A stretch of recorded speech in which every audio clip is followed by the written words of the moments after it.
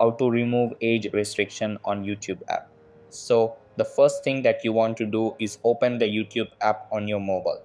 After that, tap the profile icon at the bottom right corner.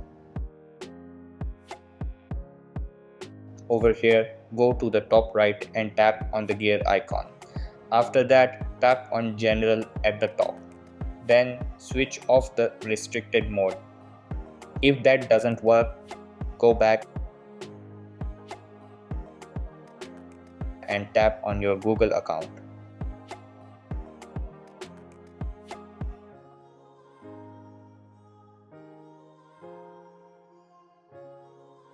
Over here, tap the profile icon again at the top right. Then tap on Personal Info. After that, scroll down and check your birthday. Over here, make sure it's correct and shows you are above the age limit. Then save the changes and return to the YouTube app to see if the restriction has been removed. So that's all for this video. Consider subscribing if you find it helpful, and I'll catch you in the next one. Thanks.